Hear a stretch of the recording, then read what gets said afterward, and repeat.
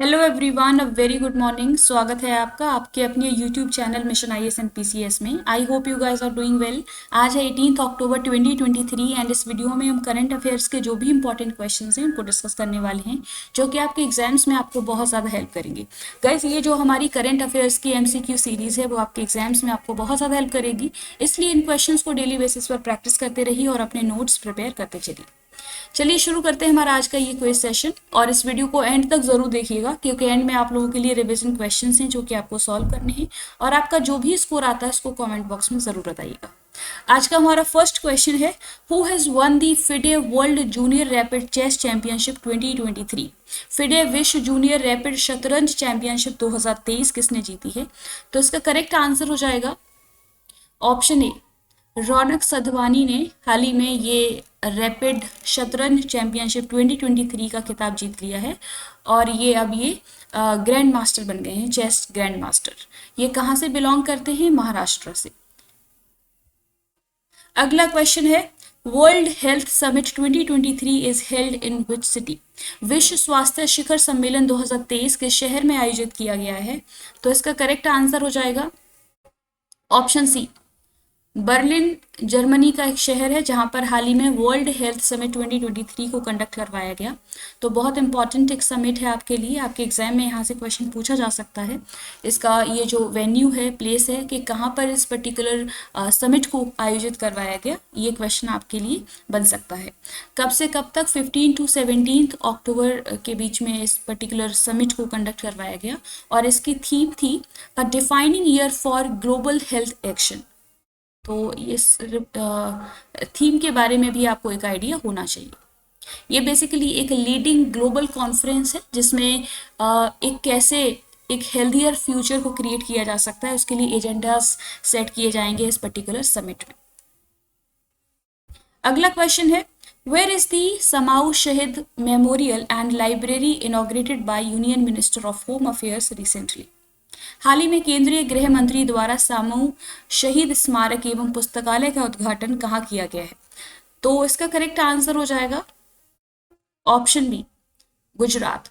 गुजरात के गांधीनगर में ये एक मेमोरियल बनाया गया है और उसका उद्घाटन अभी हाल ही में हमारे देश के जो union minister of home affairs हैं उन्होंने इसको इनॉग्रेट किया है।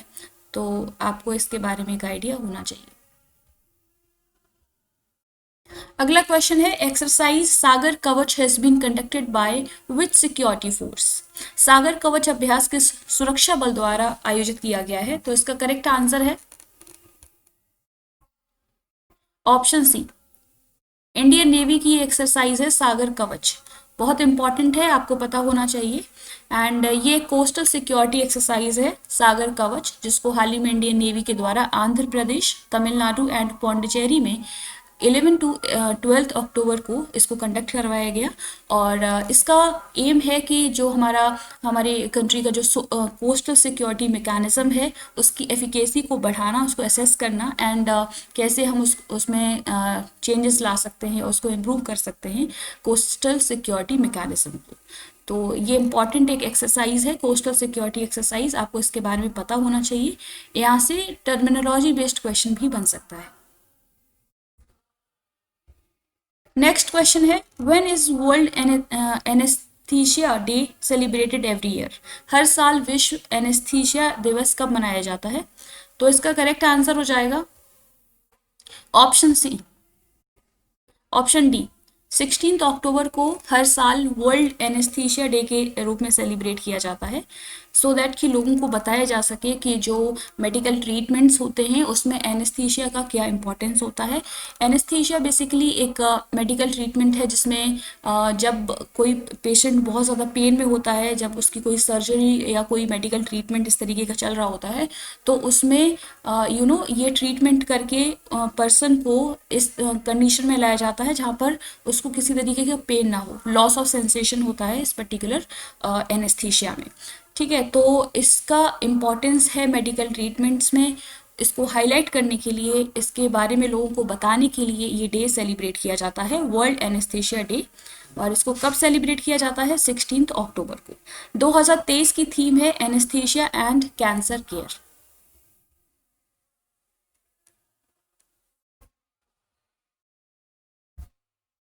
अगला क्वेश्चन है what is the theme of world spine day celebrated on 16 अक्टूबर। 16 अक्टूबर को मनाए जाने वाले विश्व स्पाइन दिवस का विषय क्या है? तो इसका करेक्ट आंसर है option A, move your spine. ये day world spine day celebrate किया जाता है 16 अक्टूबर को और 2023 की थीम रही है मूव योर स्पाइन। तो इम्पॉर्टेंट है, आपको मालूम होना चाहिए। अगर हम बात करें कि 2021 की थीम क्या है 2022 की, तो वो है एवरी स्पाइन काउंट्स, एंड 2021 की जो थीम है that is back to back. तो ये प्रीवियस एडिशंस की थीम्स हैं, आपको पता होनी चाहिए, एक आइडिया होना चाहिए। अगला क्वेश्चन है prime minister has recently released a song titled माडी इट इज अ। प्रधानमंत्री ने हाल ही में गाना माडी जारी किया है, यह क्या है? तो ये एक गरबा सॉन्ग है। हाल ही में इंडियन प्राइम मिनिस्टर ने इस नए सॉन्ग को भी रिलीज किया है, तो इसलिए चर्चा में है। आपसे यहाँ से क्वेश्चन पूछा जा सकता है। तो इसका करेक्ट आंसर हो जाएगा option B, it is a garba song. और इसको किसने गाया है, बेसिकली किसके द्वारा गाया गया सॉन्ग है? दिव्या कुमार के द्वारा, एंड इसको कंपोज किया जो मीत ब्रदर्स हैं उन्होंने। अगला क्वेश्चन है RBI has recently imposed a fine of 1 crore rupee on which bank. RBI ने हाल ही में किस बैंक पर 1 करोड़ रुपए का जुर्माना लगाया है? तो इसका करेक्ट आंसर हो जाएगा ऑप्शन बी, यूनियन बैंक पर। हाल ही में इंडियन सेंट्रल बैंक है, रिजर्व बैंक ऑफ इंडिया, उसने 1 करोड़ रुपीस का फाइन इम्पोज किया है, इस पर जुर्माना लगाया है, क्योंकि जो रूल्स थे रिगार्डिंग लोन्स एंड एडवांसेस तो उसको कंप्लाई नहीं किया है इस पर्टिकुलर बैंक ने, इसलिए ये इम्पोज किया गया है फाइन। अगला क्वेश्चन है the report impact of disasters on agriculture and food security is published by.